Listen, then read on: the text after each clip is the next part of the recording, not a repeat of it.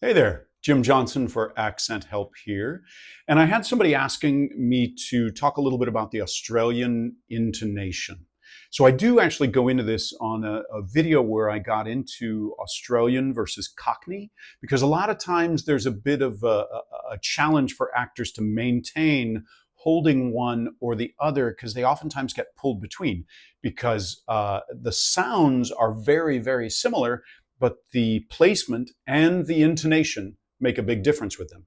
So just to touch on that Cockney again for a moment with regards to the intonation. So the Cockney's got a bit of a punchy quality in the intonation of it. There's a punch, and I like to think of it as pulling a punch. Right, so this is that sort of Cockney pulling the punch, right? Well, in Australian intonation, the placement's a bit different, which again, you can review that elsewhere. But with this Australian, it's got something that's very common in a lot of different accents. So if you think about like Arnold Schwarzenegger, the Austrian accent, that press that happens in that, what can happen in Northern Ireland, this sort of dip or drag that can happen there and rising at the end, and happens in Dublin as well. For a lot of Dublin speakers, especially working class Dublin, you can get that kind of curve along that line. And in an estuary London accent, that estuary curvilinear accent, you get some of that. When you get to most of the Caribbean, you get that same kind of drag quality to it. Well, an Australian accent tends to have that, and I'm going to do it too much. So I'm also going to end up doing a terrible Aussie accent for a moment, while I like lean into this, where I'm really dragging it along there. Yeah. And I'm going to do the words that no Australians actually say, crikey. But sometimes that's helpful for people outside of it to actually go, oh, yeah. Now I can get it in my ear, the strong stereotype cartoon version of it, right? Like I'm going to be wrestling some gators. So this sort of a drag that happens in an Australian accent. So there is this same kind of a drag that you can think of as that like Austrian kind of drag, right? I hear this from like Werner Herzog. He tends to do a little bit of that drag as well. So this Australian has a little bit of a drag along that line, and that's one of the elements of the intonation that's very, very common. Now, another thing that many Australians do, and is probably becoming more and more common, is that they actually do a slight lift at the end, where it's an extra sort of uptalk. So if you think about that, like Southern California, Valley Girl kind of thing, right? So I'm totally going to do that, but I don't know if I'm going to, do it strong enough here. I think I'm totally doing it like way too strong.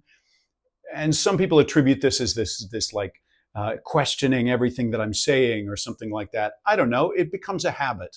And it doesn't mean that people are truly asking a question and are uncertain all the time that they express themselves.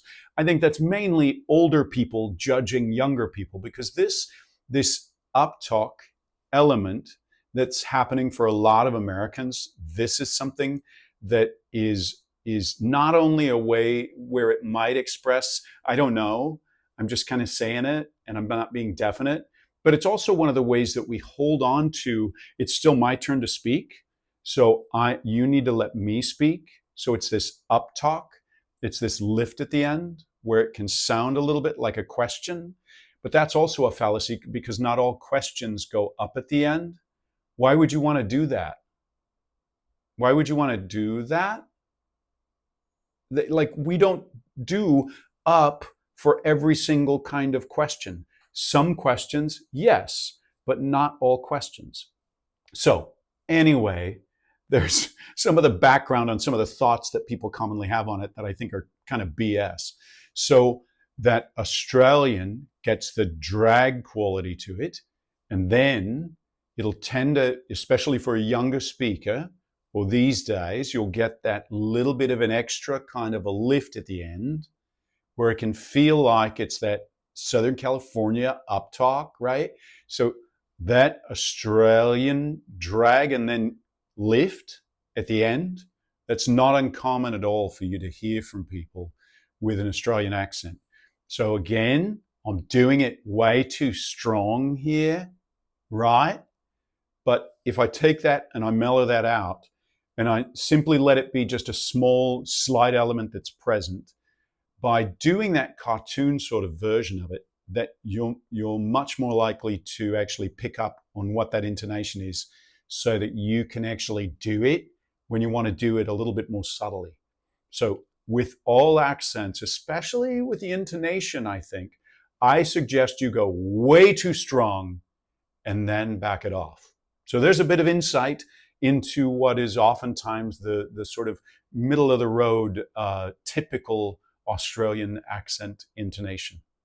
For more info on Australian accents and all these other accents that I've brought up in this, I have training materials, over 50 of them, at accenthelp.com, especially designed for actors.